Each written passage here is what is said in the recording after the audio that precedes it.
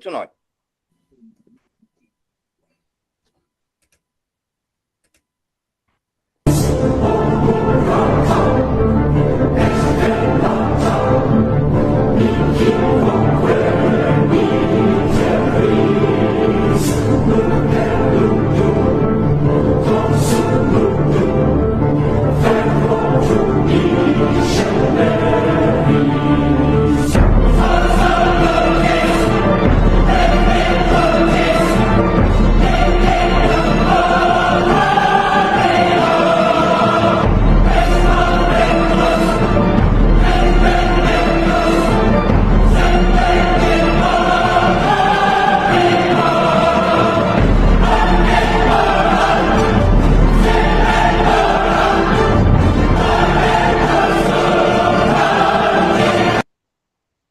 Hello and welcome to WarrenThornton.com. I am joined by the wonderful James Tweedy from Sputnik. As always, on a Tuesday, it is Tweedy Tuesday. How are you, James?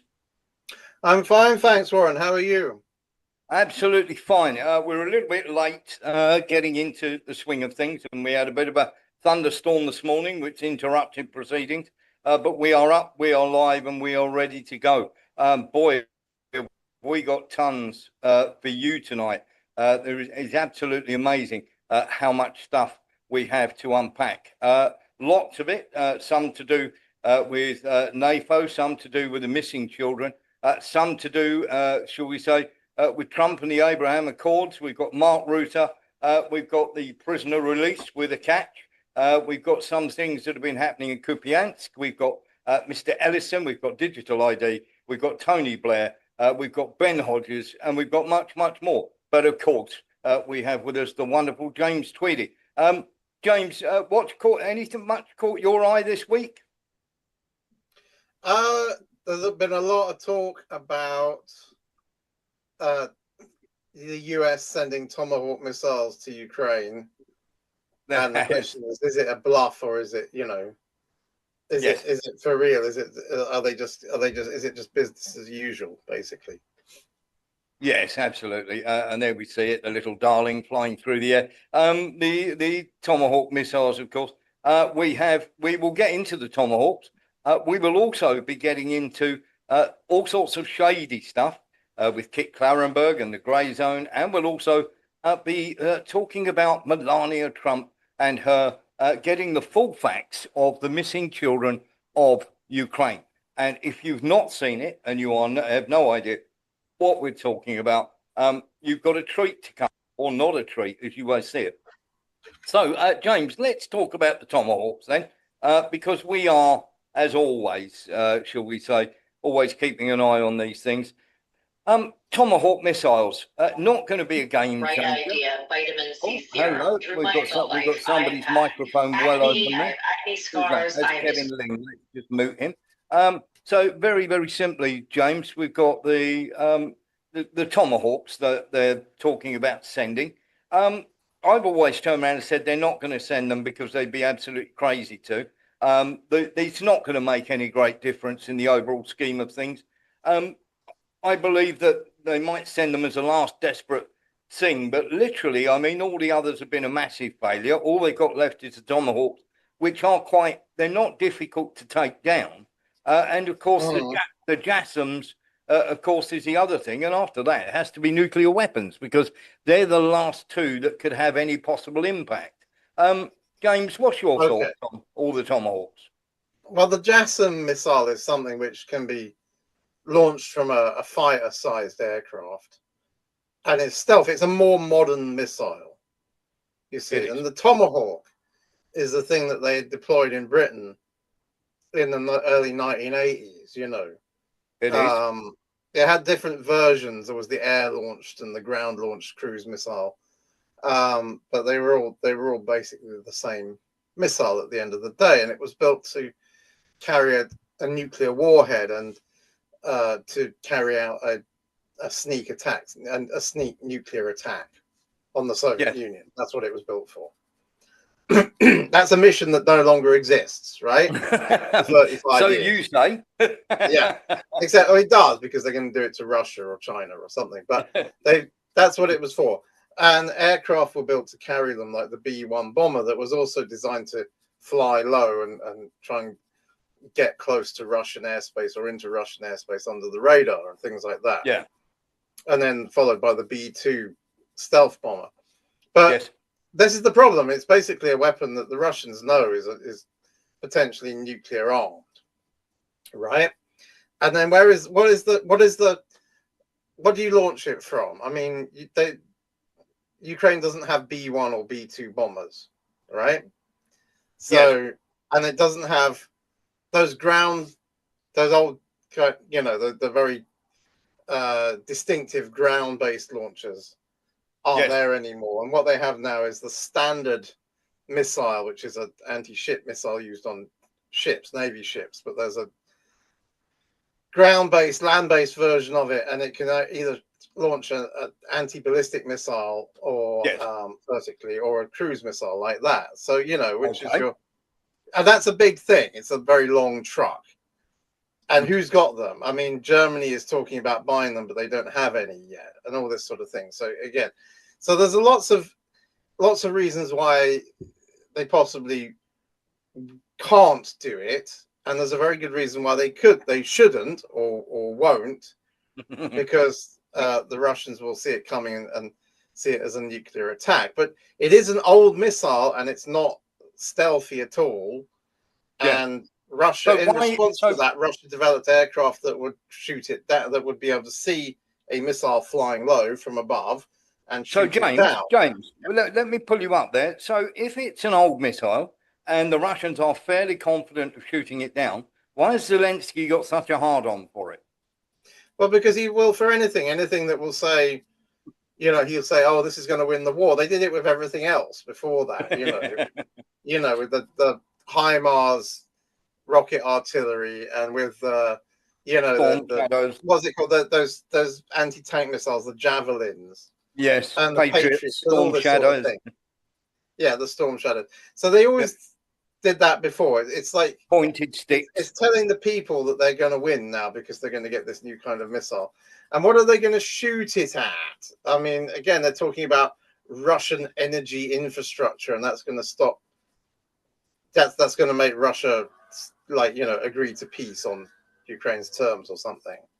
James, the Russians are doing jolly well for people fighting with shovels and washing machine parts, aren't they? Yeah, no. The whole point is they're going to, if they use them to attack power stations or oil fields or oil refineries and do more damage than they're doing with drones at the moment, with that kind of thing, then that would just justify Russia in stepping up its campaign of destroying Ukrainian energy infrastructure, and then Ukraine goes into winter with no electricity and no gas.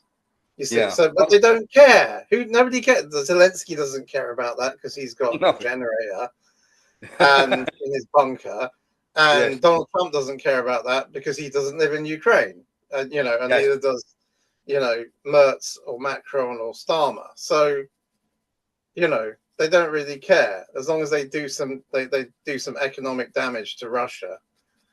In the meantime, they don't care. But the question is, what is the aim of this? What is the what are they trying to achieve by it? I mean, are they trying to force Russia to agree to a peace deal that is not defined, or like a ceasefire with no end peace deal in sight, or some nonsense like that? Or are they, do they really think it's going to win the war? Is it like under Biden, where they just, or do they think, are they just continuing the war? Are they not serious about peace? That's the question. Is Trump not serious? I don't think they are. I don't think they can be, can they, James? I mean, here we go, right? So let me lay this out. We are really, really confident that there are 2 million Ukrainians dead, and there are more that have gone by the wayside and everything else. The army desertions are up. They said they're 400,000. Let's look at the army desertions. 59,000 January to September. Then you look January 2022 to September 2025, 235,000. So not the 400,000 that they said there were. And of course, they said there were 400,000 for the simple fact of trying to cover up another 160, 170,000 that were dead. There's around about 100,000 in captivity. We know that they only had, with the army and the navy, they only had 900,000 soldiers left. Now we are hearing, after 60% of the Ukraine, literally electricity and everything is gone. They're only, 60% destroyed. There's 2 million Ukrainians dead. The Russians are sitting on almost 20% of Ukrainian land. And we're hearing that they're holding back on these until the Ukrainians call for full mobilization on these Tomahawks. Is that likely? And can you see them getting Tomahawks, James Tweedy? Well, they've already got full mobilization, haven't they? No, they're saying they haven't. I mean, we know that they have, but they're saying that they have. Well, no, I mean, everyone's being press ganged. Men in their 50s and 60s even. And there was a guy 67 the other day. Yeah. And they're trying to, they haven't extended conscription to under 25s yet. They've let the wealthier ones flee the country. They've let them leave the country. Which means the ones who've got more money will leave the country. Yeah. Right? The ones who don't have money can't afford to go and live for 2 years in Germany or somewhere. So, but they've got full mobilization. They've got full conscription effectively. So what's next? What else can they do? I don't think they've got 100. I don't think there are 100,000 Ukrainians prisoner. I mean, the Russians would be saying so if there were. Yeah. Well, this is what we're hearing from our sources. So I will go with them because nine times out of 10 they're pretty on the ball. Okay. James, so I'm not gonna. You can poo-poo them if you like. I'm not going to. Let's hear from Andrew Edge while we're waiting. Andrew. Yeah, regarding the Tomahawks. Yes. If Trump says yes, they've got to deliver them. Then they've got to be trained on them, and they've got to get the codes. Yes. By that time, the Russians probably know where they are, and they're going to actually obliterate them. Yeah. But if the Russians don't find them, how long is it before they're active? If you're talking about delivery and codes and training.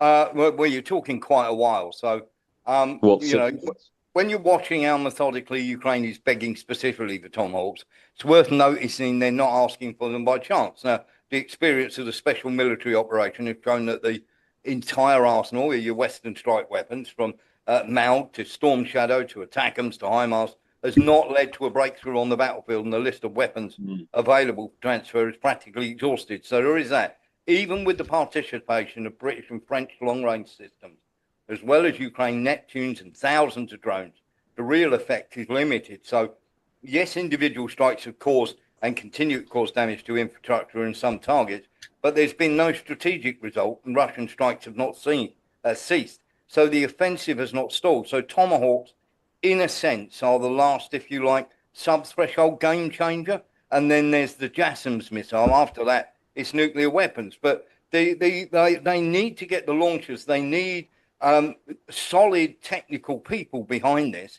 And you can't train them overnight. I mean, they're saying it take at least a year to a year and a half, Andrew. James Tweedy, what's your thoughts on this? Well, US servicemen will be operating them. Yes, that's what. So there you go. And that's what the Russians have already said, that they were operating other systems, and they wouldn't be able to, they wouldn't be able to target them without satellite reconnaissance from the US by the US and of course the codes. Well, the codes, whatever the codes. I mean, the Russians are not going to, the US is not going to say, here you go, here's some Tomahawk missiles, and here's the the Haynes manual that goes with them or something. Yes. And you just do what you want with them, and then they fire one at the Kremlin or something. Well, when Vladimir Putin's home. And let me just jump in here, James. Let me just jump in here. The Haynes manual, by the way, is what the us oldies used to use as a literally a manual for motor cars. Just in case you didn't know, James, please continue. Yeah, the instructions. Give them the, whatever they do, they're not going to let them shoot it at anything. What if they decide to fire it at, I don't know, like silos where nuclear missiles, intercontinental ballistic missiles are stationed. And then Russia says there's a missile heading, the early warning system says there's a missile heading for our missile. And then what do?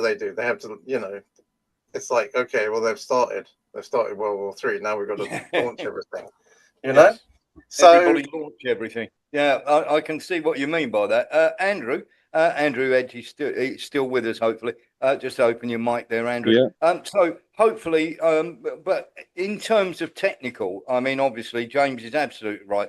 The Americans are going to fire them because it's going to take too long to train the Ukrainians to do it. When you think that at the start of this year, they had 900,000 people left, they're losing about 1,500 to 1,600 people a day on average, which is only 1.5 men per square kilometre. It's not a lot in the overall scheme of things. So by August of next year, they'll be down to about 250,000 men left to defend the whole of Ukraine. They're not going to be able to spare people to train on these things. So, what's your thoughts on this? Because James is absolutely right. If they are going to have them, and I don't think they'll get them, if they do, I think James is right that they're going to be limited in what they can fire them at. And secondly, I think the Russians are going to shoot them out of the sky. But I think it's a very stupid... I agree. I think that it's going to probably take at least 6 months to get them there. And I think the Russians will find them. I mean, they've been on the mark so far with all the other missiles. They have. Through various means. I just think they'll take them out as soon as they arrive. Yeah, James Tweedy, I think Andrew could be absolutely right there, because when we're talking about these that, get launched, obviously, at the end of the day, these things are going to be taken, they will be taken out, won't they? The Russians will find them and they'll hit them as hard as they can, won't they, James? Yeah, I mean, the MiG-31 interceptor fighters, which are now used, a lot of them, some of them are used to launch the Kinjal hypersonic missile. That was designed, and it still has the capability of being an aircraft that will shoot down low-flying cruise missiles. It's supersonic at low altitude, and it has a very powerful and very advanced radar that, and software, a computer controlling it that will track low altitude targets. And the other fighters that they have, which are more modern, can do the same things. You see, so they can have fighters in the air to get them. They've got air defense systems that can see. They've got radars on, on a kind of crane, that lifts up. So that they can look over the horizon, basically. You're not limited by the radar horizon, and you can shoot these things down. So they're not super advanced. And when Donald Trump was president the last time, they launched a whole load of them at Syria, and Syria, with much older surface-to-air missile systems, shot them down. A lot of them. They didn't shoot all of them down, but they shot some of them down. You see, so they are not immune to being shot down, and there are a limited number of them, and they're not in a very high rate of production, maybe 50 a year or something. 50, 60 a year. And, they have users like the US Armed Forces use them, and they occasionally fire one off as a test and so forth. So they've got to, they have, and they don't just fire them off as in tests. They fire them at Iran and other countries, and Yemen, and like that, right?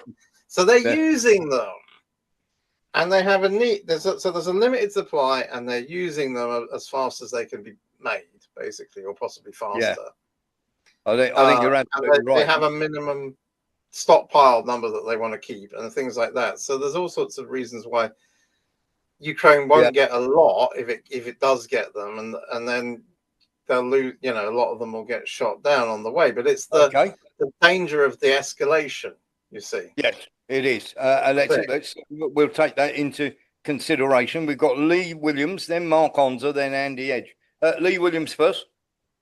I was going to say I agree with that, Andy, exactly, because if Russia's got a problem, you know, with their washing machine engines and that, then they can always contact China, because they took out what was it they took out in seconds? Was it an asteroid? I don't know how fast they've been going. Yeah, they did. Yeah? Yeah, they did. Yeah, thank you very much. Mark Onza. Well, I've just got to say, I hope everybody's wrong on this timeline when this war ends, because I've had a tenner on John Lennon, War is Over for Christmas #1 at 50 to 1. So I think you've done your money. Let's put it that way, Mark Onza.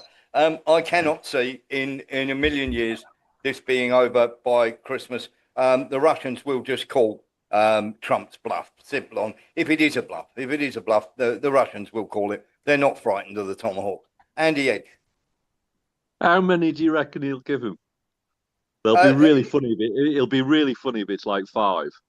Anywhere between 20 to 50, I reckon. That around about that ballpark. He's not going to give them more than that, because they need them for obviously to help Israel smash Gaza up when they start up again, and maybe other things as well, like hitting Iran again, or maybe even drug cartels. These mysterious drug cartels in Venezuela. We will see what happens.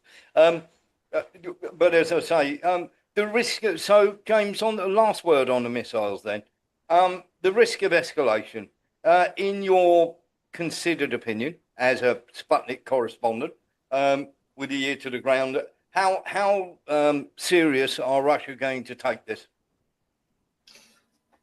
His last big public speech, Vladimir Putin kind of played it down, you know. Yes. He was like, yeah, don't worry about it. Fine. Yeah, he wasn't very, you know, so, and people like a lot of pundits you know, they were really right on that, and someone was saying, no, that's a sign of weakness, you know. He's inviting the Americans to do it, and so forth. But really, what I think is it, you know, it's going back to this idea that the US has, that it can intimidate countries into doing whatever they want, you know, whatever the US wants, and it can escalate and carry out acts of war, undeclared acts of war on countries like they did on Iran, and then claim that brings about peace, which is exactly what Donald Trump said. Just the other day, he said that the peace in Gaza, you know, or the ceasefire, whatever it is, not a cease, which has already been broken, by the way. It was only possible because he bombed Iran, right? Yes. No, obviously not. And that's not, you know, you don't get to peace by continually escalating. You get to apocalyptic war. Yes. And of course, we have to sort of look at that and go, wow. Guy Merrow saying about disinformation expert Pekka Kalanimi, I think is the way we pronounce his name. We'll be talking about that in the second half of the show, because it involves NATO, and of course we know how much they like to try and shut this channel down if they can. So we'll be talking about that in the second half. Now, very, very simply, a very quick aside, 390 odd carats, James Tweedy, the 5th biggest diamond ever found in Russia. Nice if you can get your hands on that, wouldn't it? Yeah. 340 carats. I mean, that is some sizable rock, isn't it? Are we going to get one of those? Oh, yeah, definitely. Wife? Yeah, I don't know. What do you think let's see how they cut it. I guess they're going to cut it into a few smaller ones, you know. Yes.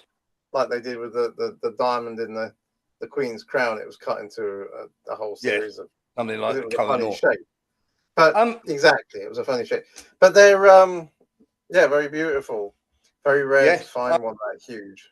While we're having a bit of fun, let's poke a little bit of fun. This woman on Twitter, this is Sadie, who decided to post, "Get out if you don't like America, you don't like Mount Rushmore. Why don't you get out and go back to your own country?" Who's going to tell them, James Tweedy, that they're not Mexican? Okay. Where is that? Is that Mount Rushmore? Or is that somewhere? Is that like some? I don't know. Is that somewhere else that's done up to look like it? Well, I thought it was quite funny when this sort of MAGA woman Sadie just came out and went, go back home sort of thing, not realizing that they were American Indians. I thought that was quite funny. Something was even funnier, which they've had to readjust, James Tweedy. The U.S. Navy's birthday, and of course they made the mistake of putting pictures of Russian ships on the actual and of course many others copied the Russian ships and everything. They took it down and rectified the mistake. But quite entertaining that, no? Yeah, I mean they've done that before. They've taken pictures of Russian aircraft, and for Air Force Day or whatever it is, and it's crazy because that ship is quite distinctive. If you know anything about modern warships, you know that the US never had a ship that looked like that, but the Russians had a few of those missile cruisers. And but yeah, so who is doing this stuff? They've got people doing their social media who don't know anything about the Navy itself, right? Yes. Has it been outsourced, or are they just employing people at the Navy press office who I think it must have done. have never been on a ship? No.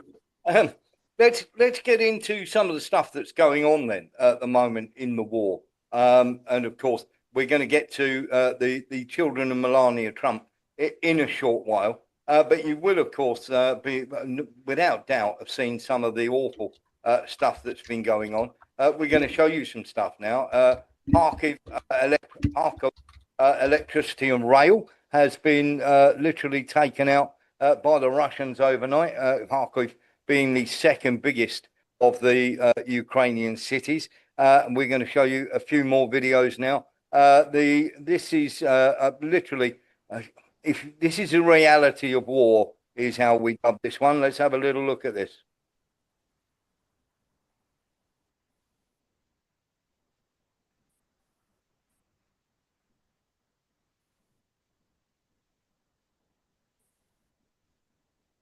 As you can see, these drones are literally laying by the roadside, waiting for these people to come along.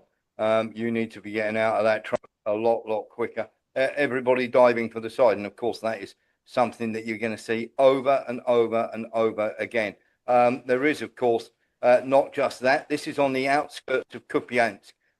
Viewer discretion is advised.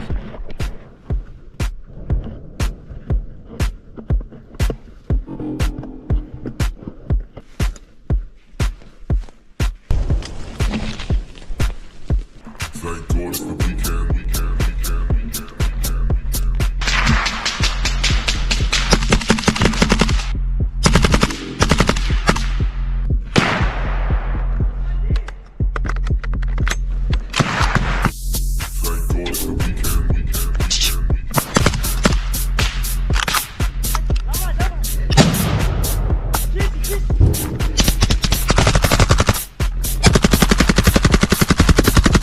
Бля, я ранен. Куда? Сейчас, дай. Вытаскиваю. Нахуй, давай! Раз!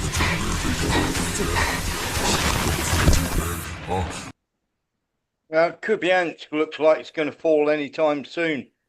James, what's your thoughts on this? Well, yeah, and they're making excuses about it, saying that it was never properly fortified or something, during months of fighting. But then what is Ukraine doing about it? There are troops stuck on the other side of the river, on the eastern side of the river from the city of Kupiansk, which is on a river, Yes. and it looks like they're going to get cut off. So I don't know how many there are. Maybe it's only a handful, right now. But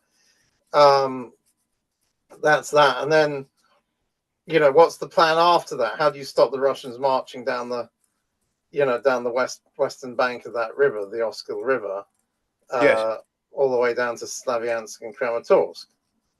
There's the question. Yeah, absolutely. And while we're on the subject, then let's have a look at some of the, shall we say, maps. Minorad, just up the road from Pokrovsk, they are now in. They're into literally into the suburbs already in there. James Tweedy. There's thought to be around about 3,500 people. Of course, on the left here, as you can see, this is the crossroads where all those vehicles got destroyed in one hit. So they're there in Minorad, and the other problem that we have as well, James, is when we look at this, they just don't learn, do they? The Ukrainians. I mean, look at this. This is Avdiivka in February of last year, Avdiivka, and this is October 2025 in Pokrovsk. Looks remarkably similar, doesn't it? Well, yeah. Okay, so why are they hanging on to this? I mean, possibly they're hanging on to it because once the Russians get in, they capture that, then they're going to start marching up the road quite rapidly towards Kramatorsk and Slavyansk, yes. and those are the last two big cities in the Donetsk region that Russia doesn't control. So there's that, but they do seem to have, if you believe the Russian Ministry of Defense reports, they've got something like 8 brigades concentrated in that area. Yes, basically, maybe more. Yeah, absolutely. And that's quite a lot. It's not a very big area, to be honest. Yeah, this is just going to cause more and more problems, isn't it?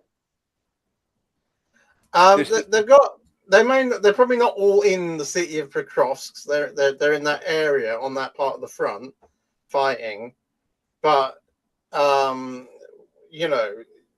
probably they're going to have to retreat from there. They're going to have to give it up. So it's not a good idea to concentrate troops in there when it's going to be more difficult to get them out than getting them in, things like that, and where they're going to take a lot of casualties because they're surrounded on 3 sides. So, but of course, I think they're just trying to buy time in the hope that Russia will sort of agree to give up. Whatever Donald Trump says, Yeah, and you're seeing at the moment, obviously the Russians taking out various areas with the drone strikes and everything else. There is something I wanted to talk to you about, James, because this really sort of bothers me a bit. The brainchild or the clever clogs who thought it was a good idea to do this and put netting along the roads.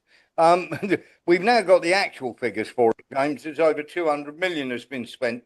We spoke to somebody, a friend of ours, a good friend of the show, and he was talking to us about how bad the netting was and everything else. And when we were talking about it, he said it's great if you want to stop mosquitoes, but of absolutely no use whatsoever if that mosquito is carrying 25 kilo of explosives. They simply blow a hole in the net, fly through the next one, and also drop off. The mother drones can drop off the 6 or 7 of these things. The total cost is over £200 million. There's 700 miles of netting poles. And as our source turned around and said, as soon as it's seen, it's like truffles to a pig. He said they think it's a place they want to move equipment along. Let's send a shed loads of drones. So it's like advertising already. Okay. Well, yeah. I mean, I think it was an attempt at something. It was they were trying to do something. It's the problem of drones. They have there is a question of how many electronic warfare sets they can make and mount on vehicles. I don't think every vehicle has one by a long way. So there are questions. It's a problem on both sides, basically, trying to get enough of these drone jamming sets made and installed on all the vehicles. Yeah. So they'll improvise other solutions. Yes. Well, I think they're going to try and do that. Let's very quickly get a word with Nilis. Nilis? Give me a second. Yeah, I heard that the British advisors suggested those nets. Yes, they did. They did. I was speaking to somebody today from, shall we say, British intelligence, and he was the one who basically said, "Yeah, we advised them on this. We've spent all this money. We thought it was a daft idea, but nobody's been able to come up with anything better." Isn't that a staggering admission? Well, maybe it could be repurposed for growing strawberries or something like that. I think you might be right. I mean, the fact that British intelligence would admit to a journalist that they couldn't come up with anything better is quite staggering. And of course, the Americans and the Germans, the French, nobody's come up with anything better. Eric Jones. Yeah, well, I think it was hatched by the MI6 and CIA, and one of their contractors is the one that had the job to put it up, and they knew it wasn't going to work to begin with. Yeah, but that's just my opinion. We've got all this spare netting left over from the Iraq War. How do we get rid of it? Let's face it. We need to get rid of this stuff, and we can make up this contracting company, and hey, they'll come in and do it. Yeah, let's get it all out. Funnel it right back, Yeah, exactly that. Well, we've got a bit more to show you on Ukraine before we get stuck into the children. Now, very, very simply, there are some bits and pieces going on. Let's have a listen to Ben Headcase Hodges. Воздушных сил НАТО прозвучала мысль: если бы Россия атаковала страну Запада, война выглядела бы совсем иначе, не как сегодняшняя позиционная война в Украине в стиле Первой мировой. Так есть ли у НАТО волшебная палочка против российских танков? И если да, почему ее не использовали, чтобы помочь Украине? Why it wasn't used to help Ukraine? Yeah. So, Думаю, если вернуться в 2014 год, когда началась война, Европа, США и Канада в целом поддерживали Украину, но многие страны по-прежнему были слишком зависимы от России в поставках нефти и газа. Люди говорили: да ладно вам, не драматизируйте, Россия важная страна, у нее ядерное оружие. И мы тогда, еще в 2014 году, не смогли ясно дать понять, что российская агрессия не останется безнаказанной.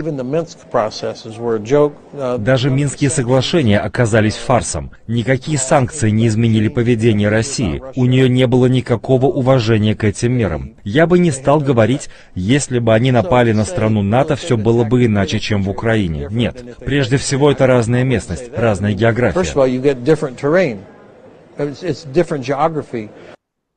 That's Ben Hodges there, saying that breaking the Minsk agreements was all Russia, James tweeted. That was always said for years, that Russia was not complying with its commitments under the Minsk agreements, but Russia didn't have any. It was only Ukraine and the Donetsk and Lugansk People's Republics, self-declared republics. Yes. That was signatories. Crazy, and isn't Russia and Germany and France were mediators. Yeah. So it is quite being that old canard. Yes, yeah. They just keep going on with that, don't they? And of course, we showed loads and loads of American aggression from Lindsey Graham from 2017. We showed Poroshenko. This is what it's like trying to outfox these drones in the woods, as you can see. People just trying to camouflage, stay out of the way. There really is nowhere to hide from these. And it is, of course, causing more and more deaths, but not as bad as the mercenary soldiers, of course, really annoy me because they shouldn't be there. Don't be there. You're just going to get killed. You haven't got the first clue what you're doing. If you've never been in a war to start with, don't go there. You're absolutely crazy to have done it. And if you have been in a war, you've never been in a drone war before. Have a little look at this. This is literally a sniper's last 3 minutes of his life. or I should say, Oh, sorry. I apologise, I should say, a mercenary soldier fighting for Ukraine taken out by a Russian sniper. What خير.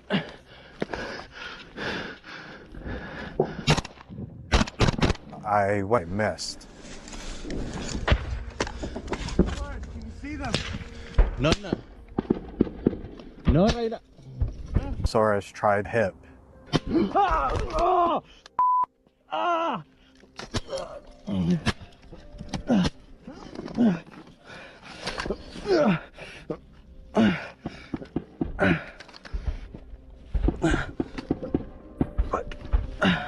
I cannot move.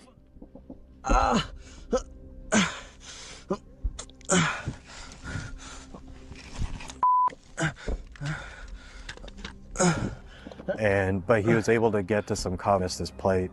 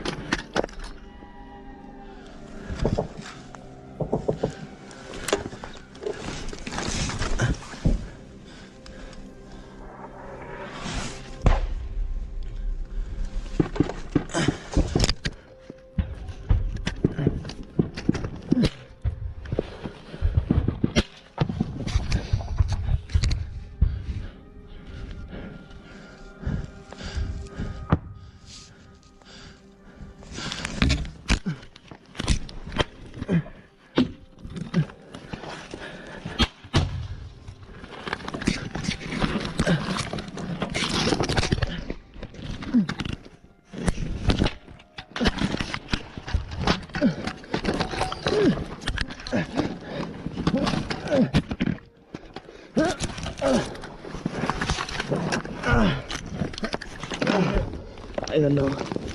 Shortly after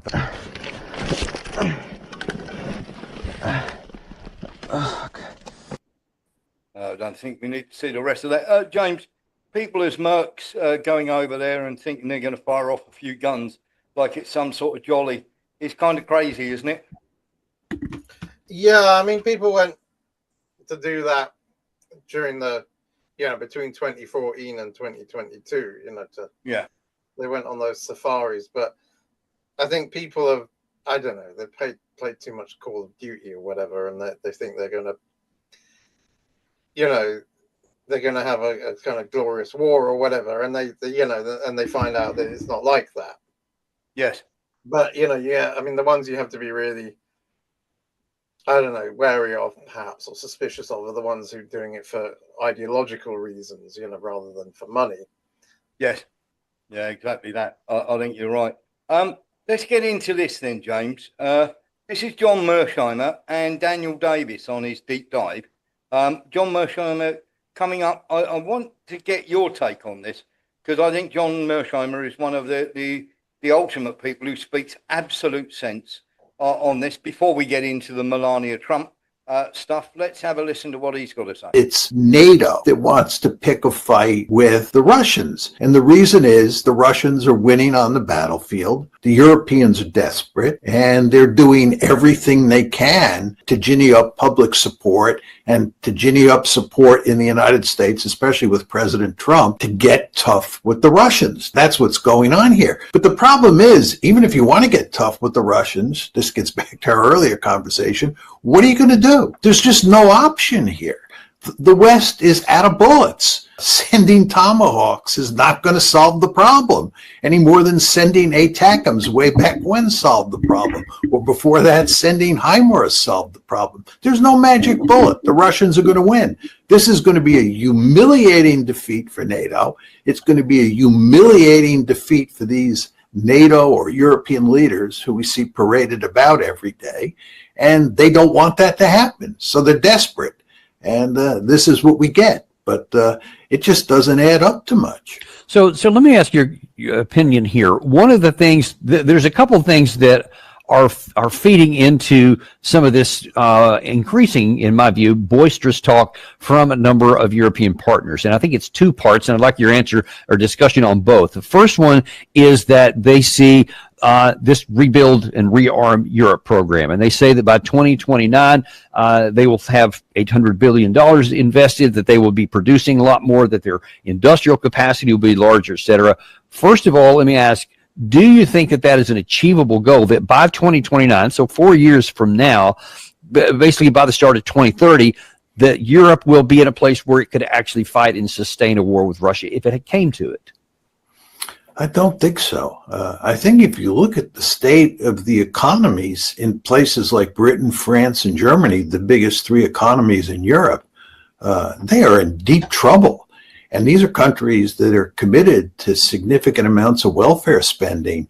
And the idea that you're going to stop spending on welfare, especially given these hard economic times, and you're going to take that money and you're going to spend it on the military to deal with what is, Danny, largely an imaginary threat. I mean, the idea that Russia has this powerful army that is poised to move into Eastern Europe and then into Central Europe and maybe even Western Europe, that it has the capability to do that. And moreover, its leaders have the intention to do that is simply not true. It's a ludicrous argument. We've watched the Russian army struggle since 2022 to conquer the eastern 1/5 of Ukraine. Does this look like an army that has the capability to conquer all of Ukraine? Right. Much less That's Eastern actually Europe? the second part of what I want to talk about in a second, because I've got an interesting observation from someone who was on our show yesterday. But before I get that, in sticking with this first here, this 4-year period here, and whether or not they can actually physically accomplish that, to what extent, from your observations here, are shifting domestic political winds blowing in various European countries? I mean, we already have Slovakia and Hungary are definitely not for any kind of war with Russia. They want to get back to normalizations. But now then here we have the Czech Republic just had an election, and they're now moving more in a direction towards accommodation and definitely not towards antagonism toward Russia. To what extent do you see that happen with any of the other countries, and can they maintain the cohesion that relatively they have now to even keep going down this path to where people would be willing to have their funds diverted from any kind of social programs to ramping up and getting ready for a war with Russia?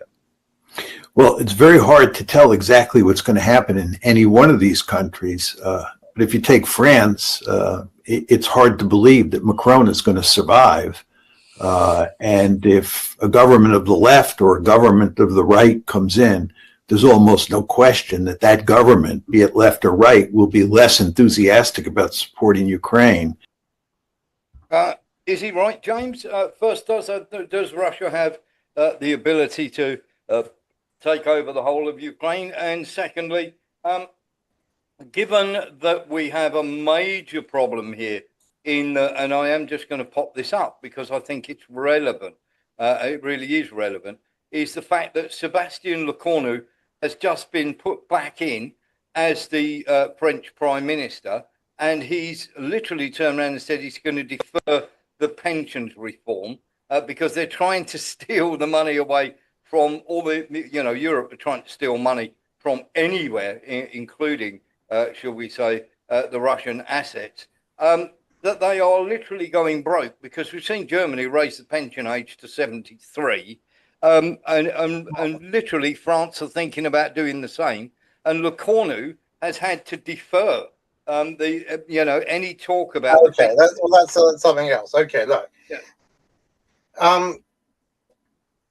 the US and the other NATO countries have been humiliated because they always said that they would be able to defeat Russia in a war easily, or any country in the world in a war, because they have the best military equipment and they've sent loads of it to Ukraine, and it's been destroyed. And it hasn't won the war, and then most of it's been destroyed, most of it, right? And then and then in doing so, they've disarmed their own armies, right? And what John Mearsheimer is saying there about the Russian army being too weak to conquer Ukraine. I mean, Ukraine's been given half, everything from everything that the West has, everything that NATO has been given to them to fight the war. Yes. So that Russia's fighting the whole of NATO. But basically, he's repeating one of the kind of claims that's commonly made in Europe by the same people, or in the West generally, by the same people who also say that Russia will invade Europe as soon as it conquers Ukraine, right? Yeah. So the two things are, it's a cognitive dissonance. Russia is too weak to defeat Ukraine. When Russia defeats Ukraine, if Russia does defeat Ukraine, it will invade the whole of Europe. Yes. Yeah. Right. It's too weak So to there's beat that. Ukraine, Okay. but it's coming to England soon.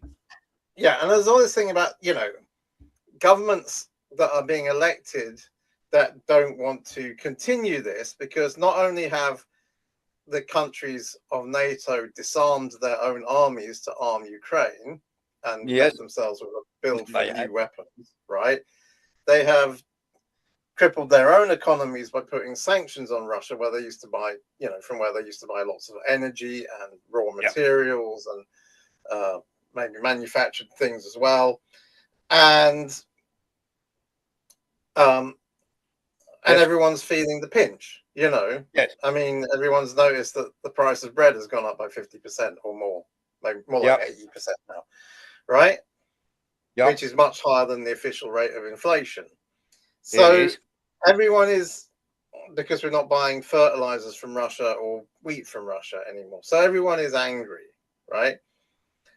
And discontented. And in some countries, they're electing governments that oppose the war, or in others, they're electing governments. And some of those are from parties that have never been in government before.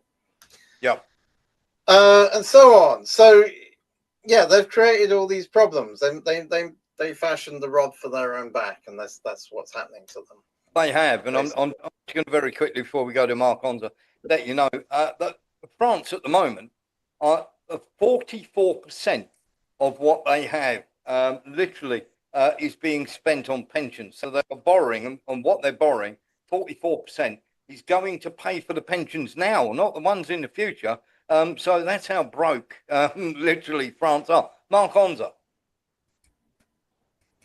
Oh, Warren, I'm just pointing obvious out. If NATO can't beat Russia, which they've tried to do since 2014, they're obsolete. What purpose do they serve? Because I don't feel threatened by Russia over here in England. They're not my enemy.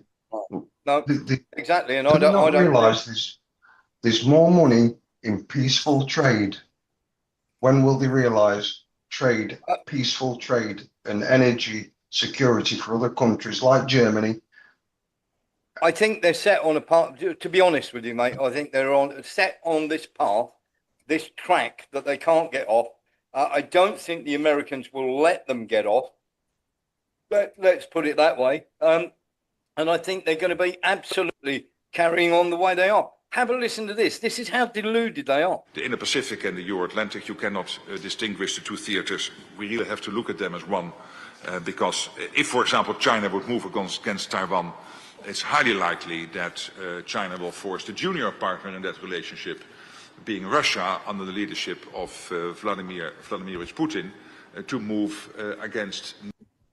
This is how delusional they are. They're going to get Russia, who's the junior partner, to move against a NATO country, so that they can. Yeah, that was their nonsense from a year or two ago. That Russia is now the kind of colony of China or something. The regurgitated rubbish. Yeah. Yeah, but okay. I mean, so he's still talking about that one. That's kind of old hat. Yes. And then he's saying. Then what did he say? That the Atlantic and the Pacific have to be viewed as one theater. Yeah. Right. So NATO is the North Atlantic Treaty Organization. It is. Right. Yeah. So what he's saying is that NATO now has to go and fight in the Pacific. It's part of against China. CN, yeah. Yeah. So that's what he's saying. No, that's what he's saying. He's saying NATO has to, the NATO countries have to now support the US in a war against China. So that's Yes. what's coming then, isn't it? It's as crazy as you like, isn't it? Let's let Sean Murphy jump in. Sean Murphy, and then Nicholas can come back if he wants to. Sean Murphy. Well, Warren and James, I was going to comment on you were saying about all these countries.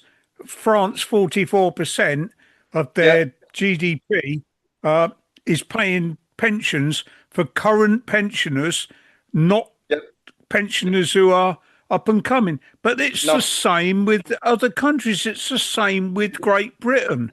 They've robbed the pension funds, the pension pots, the government pension funds that were where people have paid in, obviously, with their national insurance contributions, etc., for years and years and years.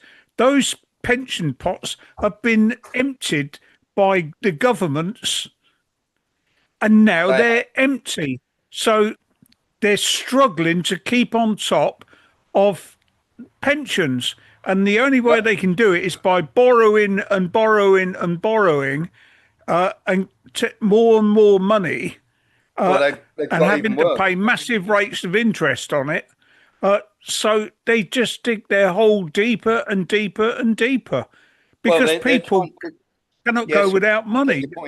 I get your point. What they're trying to do at the moment is dig their way out of that hole by raising the pension age so that, of course, more people die and there's more money available. Nicholas?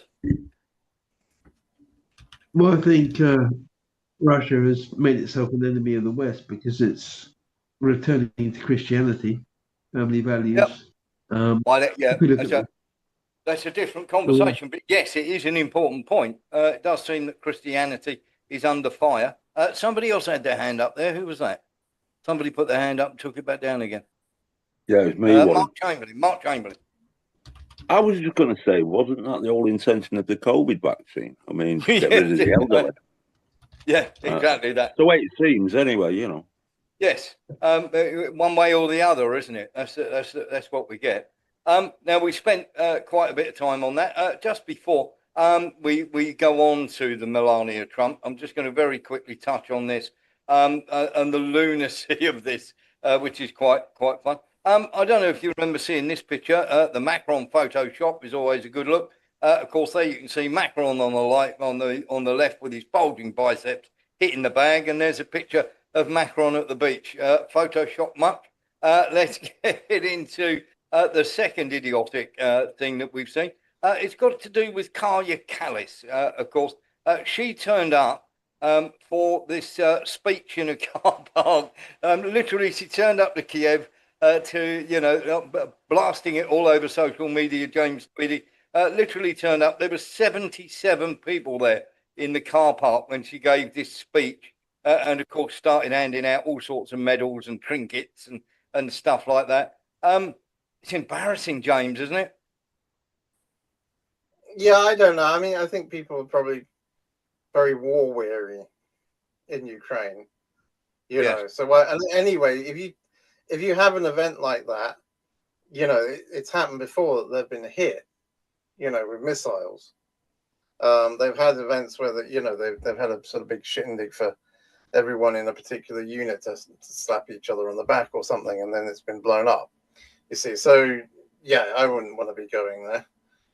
No, exactly that. And just before we get on to the Melania Trump, here's a little bit of Kaya and who seems to be best mates with Vladimir Zelensky. Welcome. You're very welcome as always. I'm thankful for your support and all what's been done by your side. And I hope that you will be with us on this way. Thank you for having us. It's always good to be back here. The only one who doesn't want peace is Russia. So what can we do so that they would also want peace?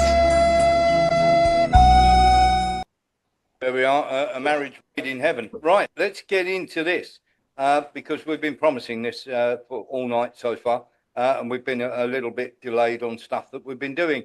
But Melania Trump. Now, we've got a lot to tell you about this because we need to put forward the facts of the Ukrainian children and what's been going on. Now, they've been talking about this for a long time. Kids, very simply, they don't just disappear. They really don't. And many people have turned around and said, well, there is a problem here in that Ukraine had lost 20,000 children to Russia and everything else.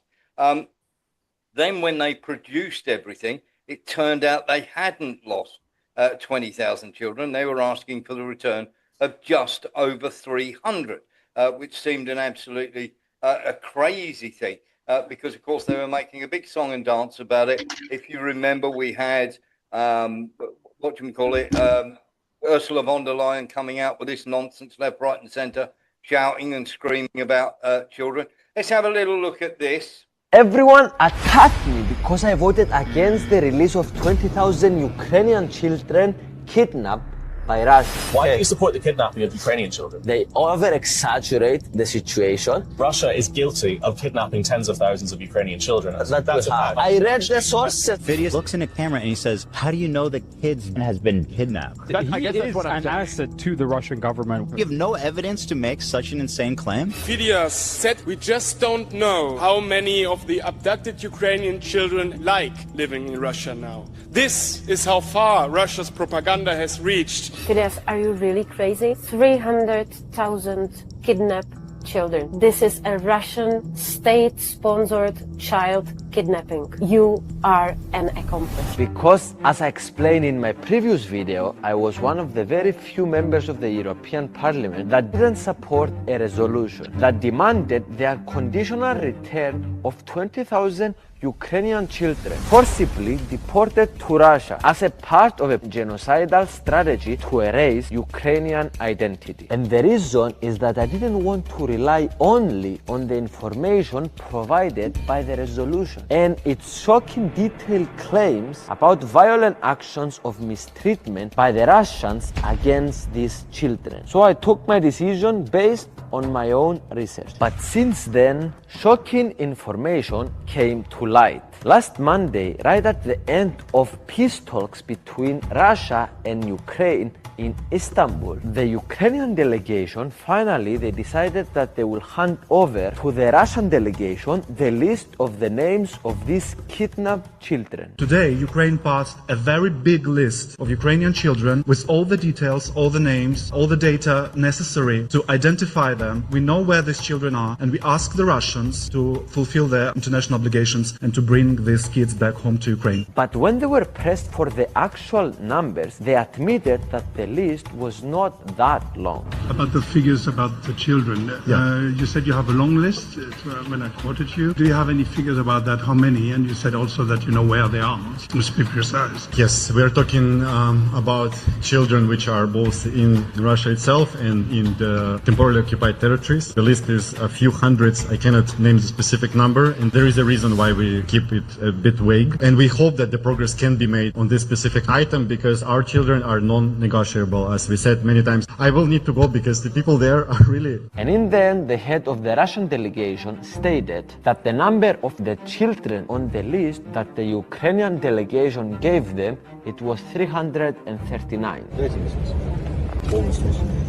Как видите, здесь не 20 тысяч, 339 фамилий. 339. And these figures were even confirmed by President Zelensky. Ми передали список з майже 400 дітьми русські. Listen, guys, it's normal in a war to remove the children away from the hostilities of a war zone to protect them. And in the case of Ukraine, some of such children were moved to areas controlled by Ukraine, but the majority were obviously moved to areas controlled by Russia or even to Russia itself. And the reason is that, as known, the local population of eastern Ukraine, where the war is being fought, have always been predominantly Russian-speaking and pro-Russian, trusting Russia more than the current authorities of Ukraine. Дети, которые в результате сложной ситуации оказались между двух огней, этих детей эвакуировали. And of course, it is also normal that sometimes, due to retreats and the constant shifts of the front line, the families of some of these children may suddenly find themselves in areas controlled by the other side. Дети могут оказаться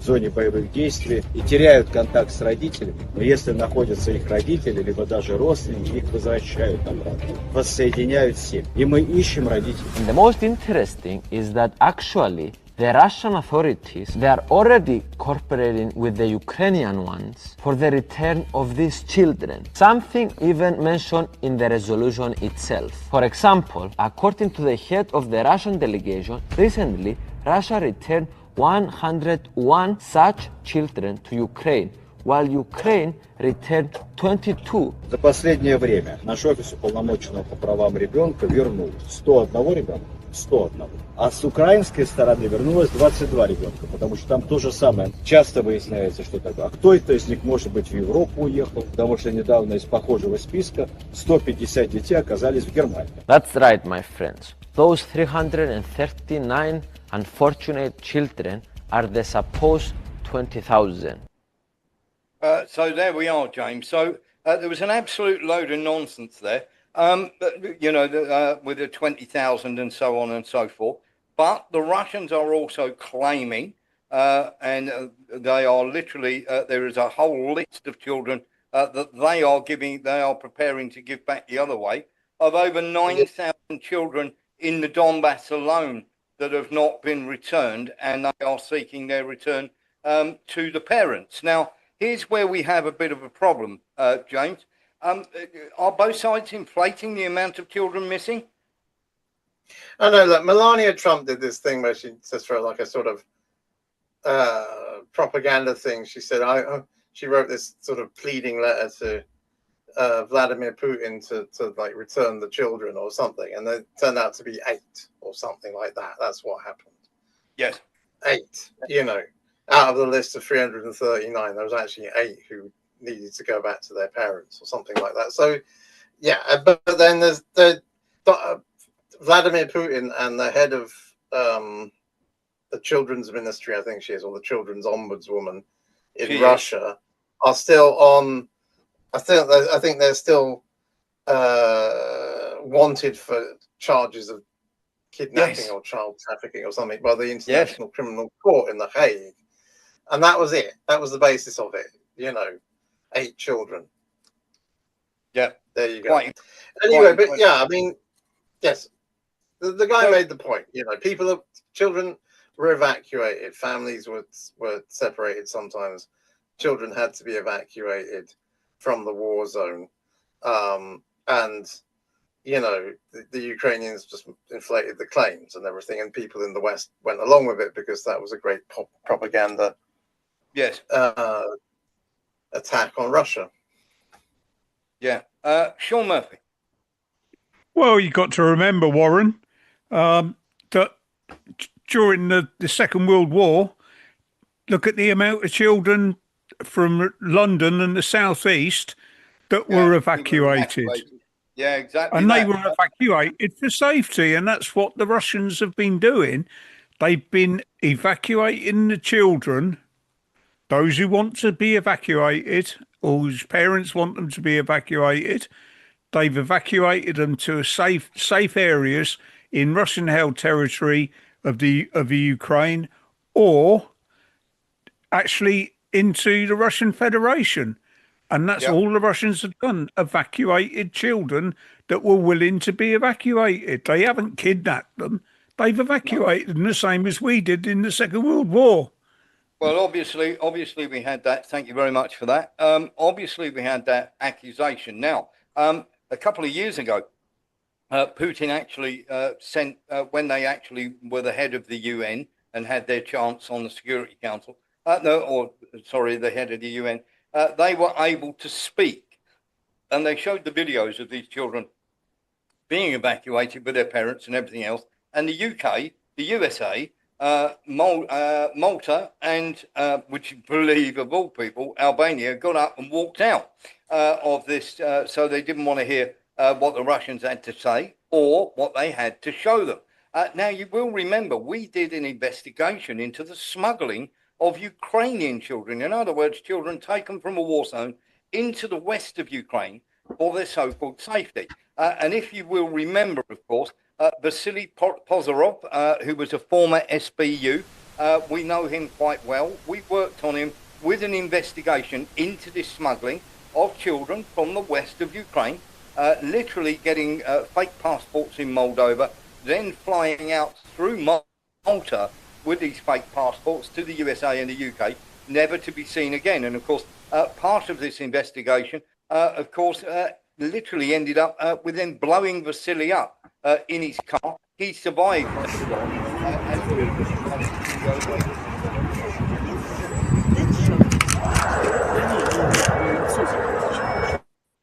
We worked very hard on this investigation into where all these children went, and if you want to see that investigation, of course, it is available as a special on the video on warrenthornton.com.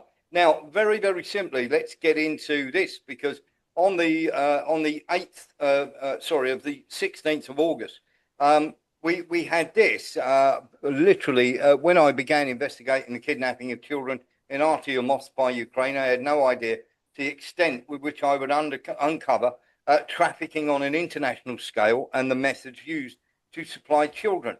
I interviewed a refugee from Artyomov, Yulia, who told me that as well as having mined and blown up the building, Ukrainian units, specifically called Phoenix or White Angels, were kidnapping children in the town. The information immediately caught my attention. I decided to investigate further to why Kiev was taking children away from their parents on this way. On the very day I was conducting this interview, colleagues were saying that a little girl from Artyomov, whom the White Angels, and they're called the White Angels because they wear white helmets, had tried to kidnap a girl from her grandparents, claiming that her mother was dead and they were going to take her to Germany. And it ended up with a good 2,000 of these children ending up in Germany. It's clear to me that these children kidnapped by Ukraine in Donbass were then sent abroad for or maybe organ trafficking, paedophile networks, who knew? Because the Donbass inhabitants have never been able to assert their rights concerning the war crimes committed against them by the Ukraine since 2014 with the international justice bodies. Now, of course, they were getting very, very upset about that and everything else. Now they were saying a few days later, I discovered other refugees from Artyomov confirmed the child abductions, and the same methods were being used in such towns as Adiyivka. The last refugee from Artyomov we interviewed, Katya, confirmed the abduction of the children by the White Angels and explained when the parents of abducted children called them to find out where they were, they claimed not to know anything about it.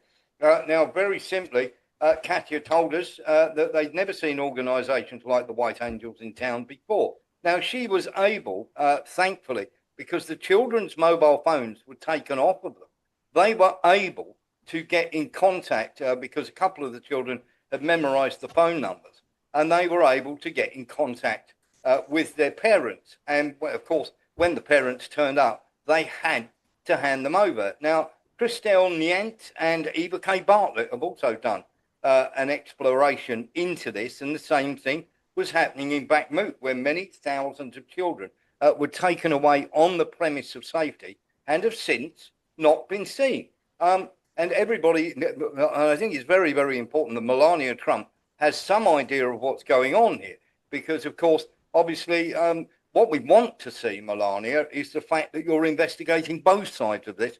And I am going to turn around and say the fact that you took an interest in this and it was brought to your attention by Lindsey Graham and Ursula von der Leyen, I am going to applaud you for doing what you have done so far.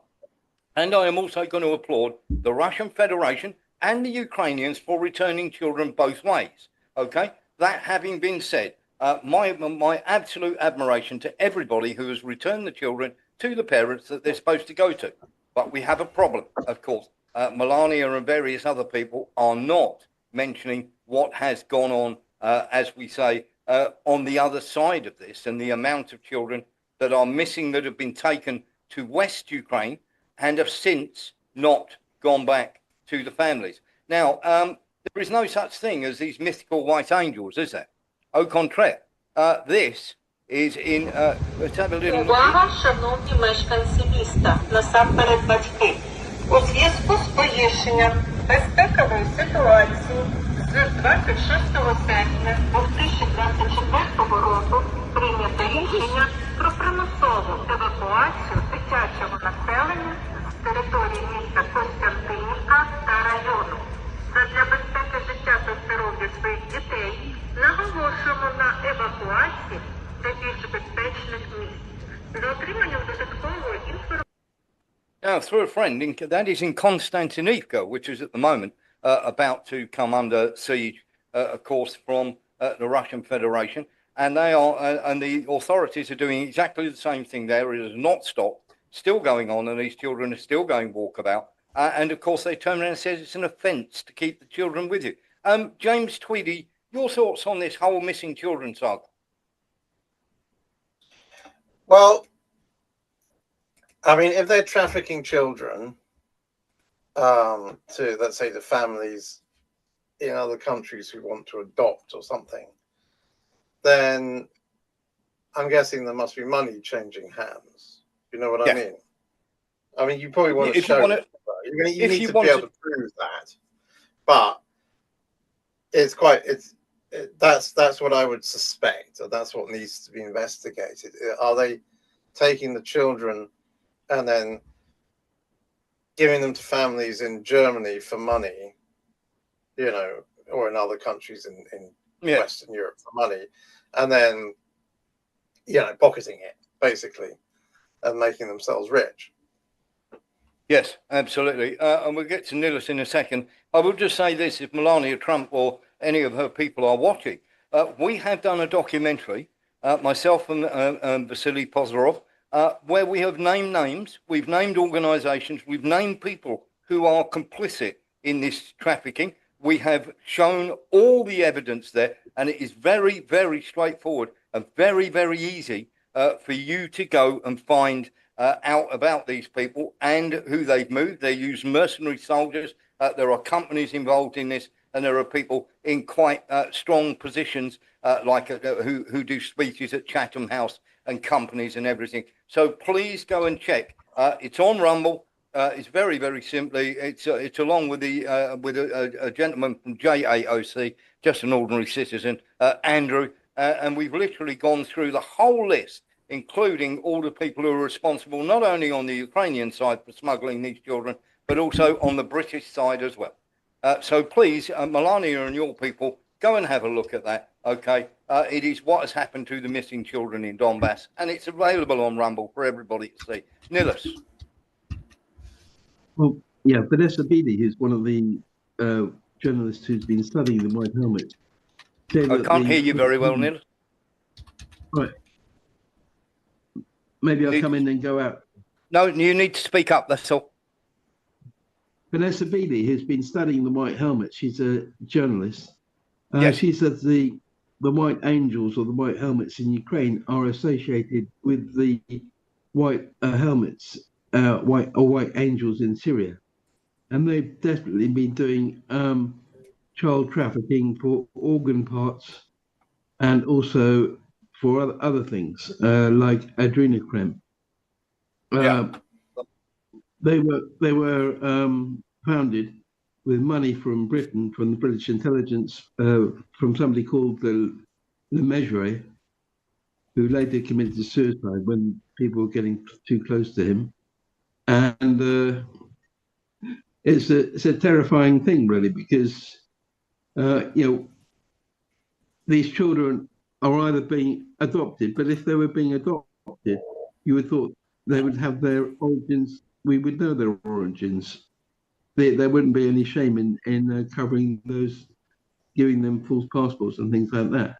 If they, because there must be a lot of orphans in Ukraine. Okay, let's hang on. Let's. What I'm just going to say to that is that would be above board if their parents were dead, but if their parents are still alive and looking for them, then putting them up for adoption in other countries is is not on, probably illegal, and their identities are possibly being changed, and they're taking the children who are very young, like infants and toddlers, who might forget who their real parents are in time.